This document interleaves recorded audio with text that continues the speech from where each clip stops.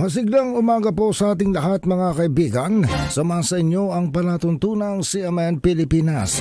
Napapakinggan live nationwide via satellite at sa mga himpilan ng radyo ng Catholic Media Network sa iba't ibang lalawigan sa ating bansa. Araw po ngayon ng Biyernes, ika-31 araw sa buwan ng Mayo. Ako po ang inyong lingkod, si Ariel Ayala. Sa atin pong mga balita sa araw na ito ng Biyernes. Pag-ulan naman ang iiral sa buong Luzon sa maghapong ito dahil naman sa pag-irala ng southwest monsoon. Nasa ring simula ng panahon ng tag-ulan sa ating bansa ayon sa Pag-asa. Sinabi ng Pag-asa ng monsoon at ang frontal system ang sanhi ng kalat-kalat ng mga pag-ulan sa Ilocos Region, Batanes at maging sa Babuyan Islands. Ang Metro Manila naman at ang natitirang bahagi ng bansa makararanas din ng mga isolated rain showers dahil naman sa localized thunderstorms.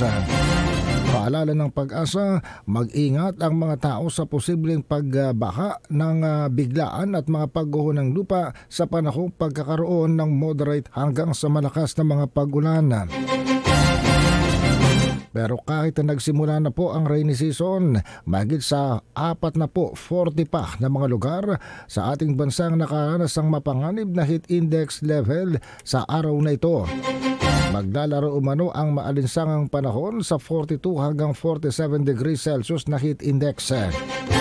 Sabi ng Pag-asa, ang patuloy na exposure sa high temperature ay pwedeng maging dahilan ng heat cramps at exhaustion at posibleng heat stroke. Ang aktual na temperatura naman sa Metro Manila ay maglalaro sa pagitan ng 26 hanggang 34 degrees Celsius. Samantala sa iba pang balita, ang motorized boat naman na iniulat na nawawala sa kasagsagan ng bagyong Aghon ay natagpuan sa may Gumatong Shoal sa lalawigan ng Quezon kahapon.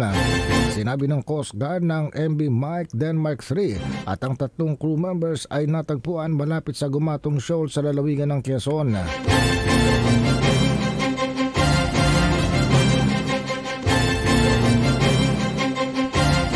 Nailigtas ang 3 mga crew members nito.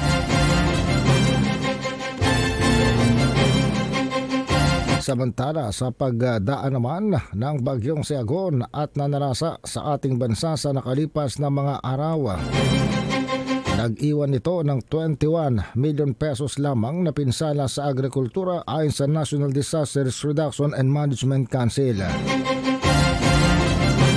Di masyadong malaki ang pinsalang iniwan ng bagyong Aghon na itinuturing na kauna-unahang bagyo sa ating bansa sa taong kasalukuyan.